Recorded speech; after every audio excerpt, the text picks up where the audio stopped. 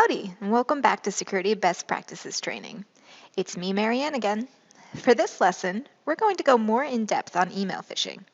This is a very common vector for social engineering, so we'll talk about it a lot. Phishing attacks use email to obtain sensitive information, passwords, financial account information, etc., for malicious reasons. The most common type of phishing is through fake invoice messages. They'll either send a link to download an invoice, like a Dropbox type link, attach it in an email, or a link to a website that just automatically downloads it. Spoiler alert, it's not an invoice, it's some type of malware. In order to protect yourself against phishing, there are 3 things I want you to focus on. Verify the sender, verify the links in the message, and notice things that are out of place. When verifying the sender, just start by thinking if the person asking for sensitive information would be in a position to ask for that information. Sherry never asked me for my password. That's weird. Red flag. Look carefully at the sender's email address.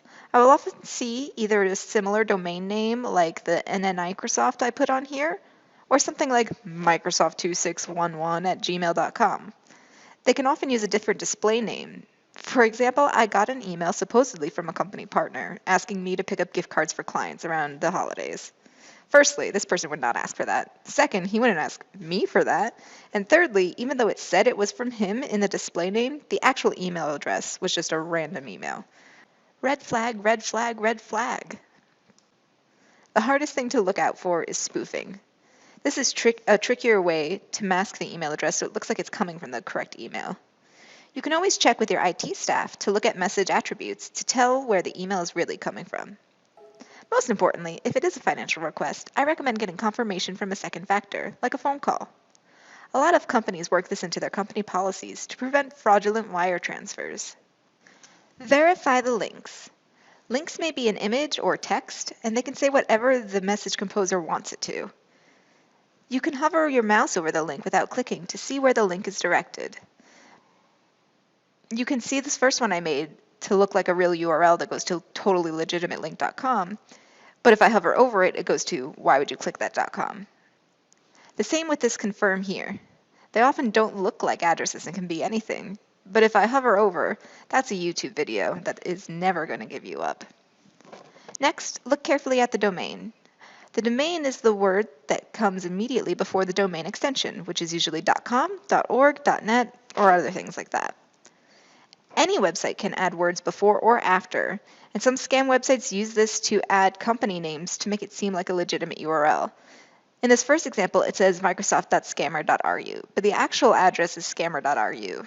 The same for this next one, which the domain says /Microsoft/password reset. Some people will see Microsoft and ignore the rest, so it's important to take a moment to actually review it.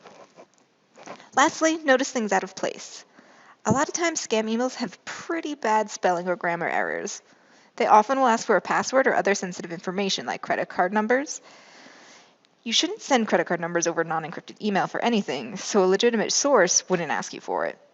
And with passwords, especially with password repetition, the company employees don't want to know that information. And they don't want to be under scrutiny if you use the same login information for an unrelated site that got breached. It's just not worth it to them.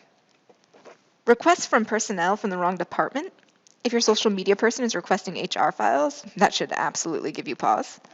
Improper signatures or logo usage. I often see emails that don't have proper signatures or claiming to be from a Fortune 500 company. Or if you look at the logo here, I used the same logo a few videos back, but now it's flipped. The words are backwards and all. Flip.